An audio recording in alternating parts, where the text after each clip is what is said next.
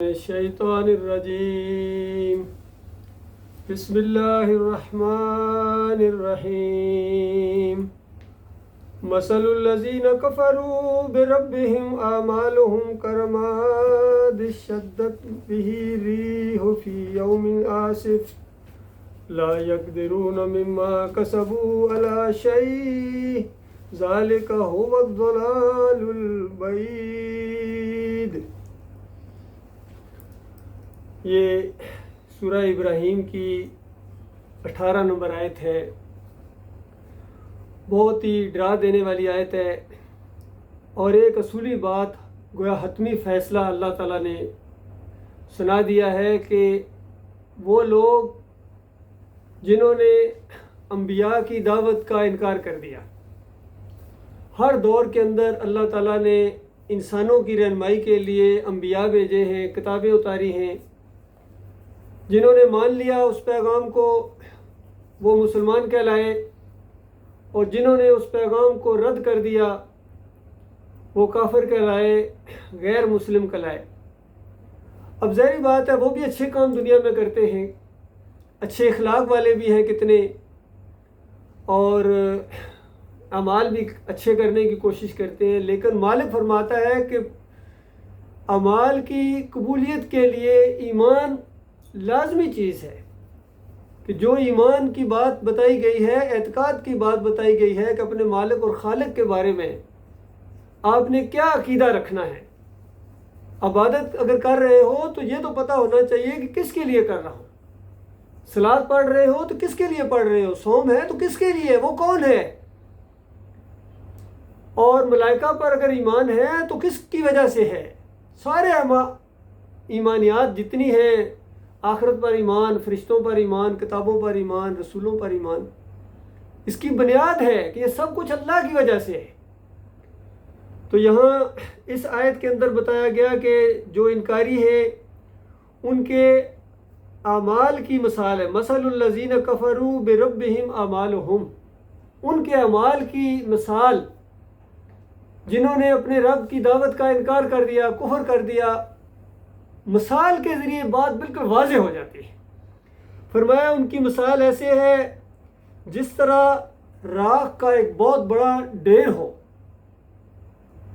ہر ایک سمجھ سکتا ہے، اس میں کوئی پڑھے لکھے ہونے کی ضرورت نہیں ہے، کوئی گرامر جاننے کی ضرورت نہیں ہے، کہ ایک پہاڑ کھڑا ہے اور آپ کو بتایا جائے کہ یہ چٹان پتھر والی نہیں ہے بلکہ ایک راکھ ہے، اور تم جانتے ہو کہ اگر تیز آندھی آ جائے تو راکھ کی حالت کیا ہوتی ہے، راکھ اڑ جاتی ہے، اور اگر ایک تیز آندھی چلے تو اس کے بعد پتہ چلے کہ تھوڑی دیر پہلے جو ایک پہاڑ کالا سیاہ نظر آ رہا تھا اب وہاں ایک ذرہ بھی راکھ کا نہیں، سارا اڑ گیا۔ تو مالک فرماتا ہے اس طرح ہم ان کے اعمال انکاریوں کے برباد کر دیں گے، جیسے ہی قیامت کی آندھی چلے گی، فیصلے کا وقت آئے گا، وہ معیار بدلی کر دیے جائیں گے، اور وہ جو میزان ہے وہاں کی لگے گی، تولا جائے گا اعمال کو، اور وہاں عقیدے کی بنیاد کے اوپر معاملہ ہوگا۔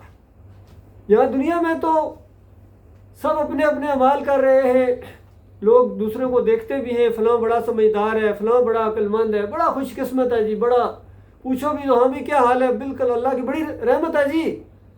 تو قیامت والے دن پتہ چلے گا کس کے اوپر اللہ تعالیٰ کی رحمت ہے اور کس کے اوپر اللہ کی لعنت برستی رہی ہے۔ تو آج یہ مضمون آپ کے سامنے آئے گا کہ وہ کون سی بات ہے جو انبیاء لے کر آئے تھے۔ تمام انبیاء کا معاملہ اس صورت کے اندر بیان کیا گیا ہے، اور آج بھی ان مسلمانوں کی، دوسروں کی بات اب کیا کہی جائے، ان مسلمانوں کی اکثریت کی مثال اس آیت کے مطابق ہے کہ ان کے اعمال تو ہیں، نمازی بھی ہیں، روزے دار بھی ہیں، عمرہ بھی کرتے ہیں، حج کے اوپر ان کی تعداد سمندر کی جھاگ کی طرح نظر آتی ہے، لیکن ان کے عقیدے کے اندر خرابی ہے۔ انبیاء کی جو دعوت ہے کہ اللہ کے علاوہ کوئی معبود نہیں ہے، کسی اور کو مت پکارنا، کسی اور کی نظر و نیاز مت کرنا، واسطے وسیلے نہیں ہیں، براہ راست اللہ تعالیٰ کو پکارنا ہے، یہ جو موٹی موٹی دعوت ہے، اللہ کے علاوہ کسی کو رکوع نہیں ہے، سجدہ نہیں ہے، کسی کا واسطہ وسیلہ نہیں ہے، تو یہ ساری شرک کی جتنی پچھلی قوموں کے اندر تھی ساری اس قوم کے اندر موجود ہے. تو ان کے اعمال کی بالکل وہی مثال دی جائے گی قرآن کے مطابق. اگر ان کو قرآن کی عینک لگا کر دیکھیں تو ان کے اعمال کی بالکل یہی مثال ہے. ایک مومن محسوس کر لیتا ہے کہ یہ راکھ کے ڈھیر جمع کر رہے ہیں. تو بتایا گیا الم یاتکم نبأ الذین من قبلکم، وہ کوئی پچھلی قوموں کی خبر نہیں پہنچی ہے؟ تمہیں کوئی پتہ نہیں چلا ہے کہ پہلے کیا ہوا ہے؟ مالک نے اپنی کتاب کے اندر ان کے قصے بیان کیے ہیں. فرمایا قوم نوح و عاد و ثمود، قوم نوح کی خبریں نہیں پہنچی ہیں کہ ان کا قصور کیا تھا؟ 950 سال نوح علیہ السلام ان کو کیا سمجھاتے رہے تھے، اور قوم کا جرم کیا تھا؟ قوم کا جرم یہی تھا. سورہ نوح کے اندر ان کے نام آئے ہیں. قوم کے علماء کہتے ہیں، قوم کے لیڈر کہتے ہیں نوح علیہ السلام کی دعوت کے مقابلے میں کہ دیکھو یہ دعوت صبح شام کی دعوت ہے، کہیں ایسا نہ ہو جائے کہ تمہارے معبودوں سے یہ پھیر دے تمہیں، اور دیکھنا اپنے معبودوں کو مت چھوڑنا، اور خاص کر ود، سوا، یعوس، یعوق اور نصر، 5 کے نام لیے انہوں نے. ان 5 کو تو بالکل نہیں چھوڑنا. یہ 5 تن پاک تھے، پہلی مشرک قوم تھی اور نیک لوگ تھے. بخاری کی روایت کے اندر آتا ہے صالحین تھے، نیک لوگ تھے. جب یہ مر گئے لوگ ان کی قبروں کے اوپر وابستہ ہو گئے. بالکل سمجھ لو وہی کچھ کر رہے ہیں جو آج ہماری قوم قبروں کی بندگی کے اندر لگی ہوئی ہے. چاہے وہ نبی علیہ السلام کی قبر ہو، اس کی بھی بندگی ہو رہی ہے. لوگ پکار رہے ہیں ادھر منہ کر کے، دعائیں مانگتے ہیں اور عقیدہ رکھتے ہیں کہ نبی علیہ السلام قبر کے اندر زندہ ہیں، سنتے ہیں، دیکھتے ہیں، پہچانتے ہیں. سب کا یہی عقیدہ ہے. بریلوی ہوں، دیوبندی ہوں، اہل حدیث میں یہ فرق ہے، وہ کہتے ہیں یہاں سے نہیں سنتے ہیں. بریلویو تم اس طرح کہتے ہو، ہم پکارے یہاں آقا سنے مدینے میں، ایسی سماعت پہ لاکھوں سلام، تم اس طرح کرتے ہو. تو یہ سماعت، یہ تمہارا مشرکانہ عقیدہ ہے. ہر جگہ ہر لمحے سننے والا تو اللہ ہے. تو دیکھو یہاں سے نہیں سنتے ہیں. میاں نذیر فتاوی نظریہ کے اندر فتویٰ دیتے ہیں اہل حدیثوں کے جو بانی سمجھے جاتے ہیں. وہ کہتے ہیں کہ اگر نبی علیہ السلام ہر جگہ حاضر ناظر ہوتے، ہر جگہ سنتے، تو پھر یہ کیوں کہہ کے گئے ہیں کہ من صلی علیہ عند قبری سمیت ہوں، جو میری قبر کے اوپر آ کے صلاۃ و سلام پڑھتا ہے سنتا ہوں. اور پھر دوسری منکر روایت بیان کی کہ ایک اور روایت میں نبی علیہ السلام نے فرمایا کہ اللہ تعالیٰ نے کچھ فرشتوں کی ڈیوٹی لگائی ہوئی ہے پوری زمین کے اوپر، وہ پھیلے ہوئے ہر وقت ہر لمحے ہر جگہ وہ دیکھتے ہیں، اور جیسا کوئی کہتا اللہم صلی علی محمد تو فوراً وہ اسلام کو کیچ کر کے فوراً مدینے والی قبر میں لے آتے ہیں. حالانکہ دعا مانگتے ہیں، ہم کہتے ہیں اللہم صلی علی محمد، یہ دعا ہے جو ہم اللہ سے کرتے ہیں. فرشتے لکھتے ہیں ہماری دعا کہاں لے کے جاتے ہیں. صبح شام اعمال اللہ کے ہاں پیش ہوتے ہیں، پیر اور جمعرات کو اللہ کے ہاں اعمال پیش ہوتے ہیں، اللہ سنتا ہے. یہ قرآن کا عقیدہ ہے، یہ صحیح حدیث کا عقیدہ ہے. لیکن اہل حدیثوں کا یہ عقیدہ ہے کہ نہیں، قبر کے اوپر اگر پڑھو تو خود سنتے ہیں اور دور سے وہ فرشتے لے کے آتے ہیں. دونوں مشرکانہ عقیدے ہیں. مفتی اعظم سعودی عرب کا یہ عقیدہ ہے، حج اور عمرہ کے کتابچے کے اندر انہوں نے لکھ دیا کہ جو قبر کے اوپر صلاۃ و سلام پڑھتا ہے نبی علیہ السلام کی روح واپس آ جاتی ہے. سنتے ہیں اور جواب دیتے ہیں. ان سب نے یہی عقیدہ اپنایا ہے. احمد بن حنبل ہوں، ابن تیمیہ ہوں، ابن قیم ہوں، ابن حجر عسقلانی ہوں، اور سارے جتنے یہ مسلک پائے جاتے ہیں سب کے سب کا یہی عقیدہ ہے. اور اسی قبر کی طرف اشارہ کر کے کہتے ہیں یہاں اس کے اندر برزخی قبر ہے. اندازہ لگائیے کچھ جو زیادہ فریب کار ہیں کہتے ہیں ہاں بھائی وفات تو ہے لیکن اسی قبر کے اندر برزخی قبر ہے. بتاؤ یہاں برزخ کہاں گیا؟ برزخ تو وہ ہے جہاں کوئی نہ آ سکے نہ جا سکے. تمام انبیاء اور تمام شہداء ہیں یہ جنتوں میں زندہ ہیں. احیاء فی الجنہ کے الفاظ آئے ہیں حدیثوں کے اندر، قیل ادخل الجنہ کے الفاظ آئے ہیں قرآن کے اندر، جنت میں داخل ہو جاؤ. اور وہاں جنت کی نہروں پر آنا جانا شروع کر دیتے ہیں. جنت کی نعمتیں، یہی فرق ہے کہ عام مومن کی موت میں شہید کی موت میں یہی فرق ہے. عام مومن کو وہاں صبح شام، عام مومن بھی ہر لمحے نہیں وہ ہوتا ہے بلکہ صبح شام اس کو اٹھایا جاتا ہے، سلا دیا جاتا ہے اور اس کو جنت دکھائی جاتی ہے، جہنم دکھائی جاتی ہے، اور بتایا جاتا ہے کہ تو ایمان لایا تھا، تو نے مسلک پرستی اور شرک سے تم نے جان چھڑائی تھی، اگر تو مشرک ہوتا تو اس جہنم کے اندر آتا، یہ دیکھ، اور اب اللہ تجھے اس سے بچا دے گا اور یہ جنت دیکھ، قیامت کے دن تجھے جنت کے اندر اس طرح تیرا مقام ہے. تو یہ عام مومنوں کا معاملہ ہے. لیکن شہید کا معاملہ اور ہے، وہ تو اسی لمحے جیسی روح نکلے کے ساتھ ہی ان کی روح وہاں جنت کے اندر جنت کی نہروں کے اوپر آنا جانا شروع کر دیتی ہے. اور عرش الہی کے نیچے جو مالک کا عرش ہے اس کے نیچے بڑے بڑے محلات قندیلے ہیں، اس کے اندر وہ بسیرا کرتے ہیں. تو بتاؤ یہ عرش الہی یا یہ جنت کے جو شہداء کے مقامات ہیں یہ قبروں کے اندر ہے. اس انداز سے قبر پرستی کی بنیاد فراہم کی ہے ان سارے مسلکوں نے تو ان کے عقیدے بالکل مشرکانہ ہیں، ان کی یہی مثال ہے، ان کے سارے اعمال برباد ہیں۔ کوئی اللہ ان کے اعمال کو قبول نہیں کرے گا، نہ ان کی قربانیاں قبول ہیں، نہ ان کی صلات قبول ہے، نہ ان کا حج قبول ہے، نہ ان کا عمرہ قبول ہے، اور نہ ان کے اوپر یہ فرض ہے۔ ان کے اوپر کوئی چیز اللہ کی طرف سے فرض نہیں، کیونکہ صلات، صوم، حج، زکوٰۃ جتنی بھی ہیں یہ تو مومنوں کے اوپر ہے، جو مانے اللہ کو اکیلا معبود مانے۔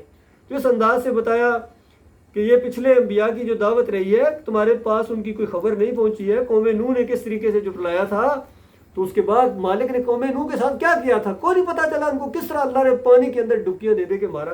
قوم عاد اور سمود کے ساتھ مالک نے کیا کیا تھا، ایک خوفناک قسم کی آواز سے ان کے کلیجے پھاڑ دیا مالک نے، اسی شرک کی وجہ سے، اسی جرم کی وجہ سے۔ اور جس جرم کی وجہ سے ان کے اوپر اللہ کے عذاب آئے ہیں، اسی جرم کی وجہ سے تمہارے اوپر اللہ کی رحمتوں کی بارش ہوگی، تمہاری صلات قبول کرے گا اللہ تعالیٰ، تمہیں جنت الفردوس دے گا۔ یہ بہت بڑا فراڈ ہوا ہے اس قوم کے ساتھ۔ ان کے علماء چونکہ ان کو یہی بتاتے ہیں کہ بس تم نے یہ قربانی کی ہے، بس ماشاءاللہ اللہ قبول کرے، اور ان کے اعمال کی مثال اللہ تعالیٰ نے دی ہے۔ فرمایا والذین من بعدہم، یہ تو 3 قوموں کا ذکر کیا ہے، اور پھر اس کے بعد بھی یہی معاملہ چلتا رہا ہے، کم و بیش 1,24,000 اشارہ کر دیا، بعد میں بھی ایسا ہی ہوتا رہا ہے۔ لا یعلمہم الا اللہ، اللہ کے علاوہ کوئی نہیں جانتا ہے کتنی قومیں گزری اور کتنے رسول گزرے اور کتنی کتابیں کس انداز سے ہیں، اللہ کے علاوہ کوئی نہیں جانتا ہے۔ مالک نے ذکر ہی نہیں کیا اس کا، صرف بتا دیا جاءتہم رسلہم۔ اصل مسئلہ یہ ہے، نام لینا یا اس سے کوئی مسئلہ نہیں، فلاں قوم کا نام تھا فلاں، اس سے کیا ہوتا ہے؟ بات تو یہ ہوتی ہے کہ رسولوں نے کہا کیا تھا، بات تو یہ ہے کہ قوم نے جواب کیا دیا تھا، یہ چیز مالک نے نقل کی ہے۔ فرمایا جاءت رسلہم بالبینات، ان کے رسول بالکل واضح دلائل کے ساتھ ان کے سامنے انہوں نے دعوت دی ہے۔ کئی ایک آیت کے اندر اللہ تعالیٰ نے تمام انبیاء کی دعوت کو بیان کیا ہے۔ فرمایا وَلَقَدْ بَعَثْنَا فِي كُلِّ أُمَّةٍ رَسُولًا أَنِ اعْبُدُوا اللَّهَ وَاجْتَنِبُوا الطَّاغُوتَ، تمام رسولوں نے یہی بات کی، اعبدوا، اللہ کی بندگی کرو، تم بندگی کے لیے پیدا کیا بندو، اور جو چیز بھی بندگی کے راستے میں حائل ہے یہ طاغوت ہے، اور اس کا تم انکار کرو، تب تم اللہ کے بندے ہو۔ فرمایا جیسا ہی رسولوں نے دعوت پیش کی تو اس کے بعد فردو ایدیہم فی افواہہم، تو انہوں نے اس انداز سے حیرانگی کے ساتھ انہوں نے اپنے گویا جیسا ایسے اپنے منہ کے اندر ایسے دانتوں کے اندر اپنے ہاتھ دے لیے۔ اور کچھ لوگوں نے اس انداز سے تشریح کیا کہ اس آواز کو روکنے کے لیے پہلے ہر اربا استعمال کیا، جب دائی نے اور جا کے دائی کے منہ کے اوپر ہاتھ دیکھ لیں، یہ بات نہ کہنا۔ اس انداز سے اندازہ لگاؤ اس ایمان کی بات، توحید کی دعوت کی قومیں ایسی مخالف رہی ہے۔ یہ ہے انبیاء کا راستہ، جو ہر نماز کے اندر ہم کہتے ہیں یا اللہ اہدنا الصراط المستقیم صراط الذین انعمت علیہم۔ ایسے نہیں اللہ تعالیٰ نے ان کے اوپر انعامات کی بارش کی تھی، یہ دعوت اٹھائی تھی انہوں نے، اس راستے میں تکلیفیں اٹھائی تھی انہوں نے، حق اور باطل کو بالکل علیحدہ کر کے دکھایا تھا انہوں نے، مکس ہو کے نہیں چلے تھے، کھچڑی نہیں بنائی تھی، کوئی لین دین کا معاملہ نہیں کیا تھا۔ یہ نہیں کہ اللہ بھی راضی رہے اور بتوں سے بھی چھیڑ چھاڑ اچھی کی بات نہیں، ایسا معاملہ نہیں ہوتا ہے۔ ایمان خالص، توحید خالص کی دعوت انبیاء کی دعوت ہے۔ فرمایا وقالو، اور کہنے لگے قوم کے لوگ، انا کفرنا بما ارسلتم بھی، ہم بالکل انکاری ہیں، تم اللہ کی کہتے ہو یہ بات ہے، یہ بات ہم ماننے سے بالکل جو ہے وہ تیار نہیں ہے، اور جس چیز کی تم ہمیں دعوت دیتے ہو اس کی طرف سے ہمیں سخت سلجان، بالکل کہتے ہیں شکوکش بات، ہمیں یقین نہیں آ رہا کہ یہ ایک بات ہے، ایسی بات پہلے کبھی نہیں سنی ہے کہ اللہ اکیلا معبود ہے، اور باپ دادا جو کچھ کرتے آ رہے ہیں یہ سارے غلط ہیں، ساری قوم غلط ہے، پھر یہ سارے ہی غلط ہیں۔ اس انداز سے ہر دور کے اندر شیطان نے ٹھپکی دی ہے ان کو، اور ڈٹے رہے انہوں نے۔ ان کے رسولوں نے کہا، یہ بڑا پیارا مضمون ہے، آپ اس کو پڑھیں، آپ خود اس کے بعد درس کے بعد تو آپ کو اور زیادہ یقین آئے گا کہ کس انداز سے اللہ کی یہ بات سامنے آئی ہے۔ رسولوں نے کہا کیا اللہ کے بارے میں شک ہے؟ وہ اللہ کے بارے میں شک ہے، ہم کیا کہہ رہے ہیں؟ اللہ تمہارا الہ ہے، اللہ تمہارا معبود ہے، جس نے تمہیں پیدا کیا ہے وہ صحیح معنوں میں اوپر والا ہے، وہ معبود ہے، وہ داتا ہے، وہ دستگیر ہے، وہ مشکل کشا ہے، وہ عاجز۔ کیوں بات سمجھ میں نہیں آتی ہے؟ یہ کوئی پیری مریدی والا معاملہ نہیں ہے کہ اپنے پیر صاحب کو چھوڑ دو اور ہمارے پیر صاحب کو مان لو، یہ معاملہ نہیں ہو رہا ہے۔ بات یہ ہو رہی ہے کہ اپنے رب کے اوپر ایمان لے آؤ، جس نے تمہیں پیدا کیا ہے، ہم سب کو پیدا کیا ہے، زمین اس نے بنائی، آسمان اس نے بنایا، ہوائیں وہ چلاتا ہے، اور سارا معاملہ اس کا، رزق وہ دیتا ہے، وہ موت دے گا، وہ قیامت کے دن اٹھائے گا، وہ فیصلہ کرے گا، جنت اس کی ہے، جہنم اس کی ہے۔ ساری باتیں ہیں، کیوں سمجھ میں نہیں آتی ہیں؟ کیوں، کہاں سے تمہیں یہ شکوک و شبہات لگے ہیں؟ فرمایا جو آسمان و زمین کا خالق ہے وہ تمہیں بلا رہا ہے کہ تمہارے قصور معاف کرے، یہ دعوت اس کی طرف سے ہے، مالک رحم کرنے والا ہے، اس نے تمہیں ایک موقع دیا ہے، وہ چاہے تو ایک لمحے کے اندر تمہیں نیست و نابود کر دے، لیکن وہ تحمل والا ہے، رحم والا ہے، بار بار وہ موقع تمہیں دیتا ہے، اور وہ چاہتا ہے کہ تم اس کی اس بات کو مان لو اور تمہارے ان قصوروں کو اللہ تعالیٰ معاف کر دے گا۔ اور اس کے بعد یہ نہیں ہے کہ جیسے تم اللہ کی بات مانو گے فوراً تمہاری موت کا وقت ہے، ایسا معاملہ نہیں ہے۔ اسی طرح کا معاملہ ہوگا، دوستیاں ہوں گی، رشتہ داریاں ہوں گی، سارا ماحول اس سے بہتر ہوگا، بلکہ جس طرح دوسری جگہ مالک فرماتا ہے وَلَوْ أَنَّ أَهْلَ الْقُرَىٰ آمَنُوا وَاتَّقَوْا لَفَتَحْنَا عَلَيْهِمْ بَرَكَاتٍ مِّنَ السَّمَاءِ وَالْأَرْضِ۔ اگر یہ بستیوں والے ایمان لاتے، توحید کو اختیار کر لیتے، شرک کو چھوڑ دیتے، تو ہم ان کے اوپر زمین اور آسمان کی بارشوں کے دانے برسا دیتے۔ اندازہ لگائیے، شرک اور کفر کرنے کے باوجود اللہ ان کو اتنا دے رہا ہے، جب یہ مومن بن جاتے ہیں مالک کی رحمت کس طرح ان کے اوپر برستی۔ اس انداز سے فرمایا ایک مدت تک تمہیں مہلت دی جائے گی۔ انہوں نے جواب دیا تم کچھ نہیں ہو مگر ہم ہی جیسے انسان ہو۔ دیکھو یہ دلیل پکڑ رہے ہیں، تو ہمارے جیسے انسان ہو، ہم کے ساتھ تمہاری پیروی کریں۔ تو آگے سے رسولوں نے جواب دیا کہ ہاں، ساتھ یہ کہنے لگے تم ہماری جیسے انسان ہو، تم ہمیں ان ہستیوں کی بندگی سے روکنا چاہتے ہو جن کی بندگی ہمارے باپ دادا سے ہوتی چلی آ رہی۔ دیکھیں وہی معاملہ، توحید کا معاملہ، رد شرک کا معاملہ۔ اچھا تو لاؤ کوئی صریح سند۔ ان لوگوں نے اس طرح مطالبہ کیا تو رسولوں نے ان سے پھر کہا کہ واقعی ہم کچھ نہیں ہیں مگر تم ہی جیسے انسان۔ تو یہ رسولوں نے اقرار کیا کہ ہم کو ان سے کہتے ہیں ہم تم جیسے انسان نہیں ہیں، ہم تمہاری طرح انسان ہیں، اللہ نے نہیں بھیجی ہے، اللہ نے حکم دیا ہے، تو یہ ہماری اپنی بات تو نہیں ہے۔ اس انداز سے ان کو سمجھایا۔ اور اللہ تعالیٰ اپنے بندوں میں سے جس کو چاہتا ہے نوازتا ہے، اور یہ ہمارے اختیار میں نہیں ہے کہ تمہیں کوئی سند لائے، ہمارے یہ معجزات لانا ہمارے اختیار میں نہیں، وہ تو مالک جب چاہے گا لائے گا۔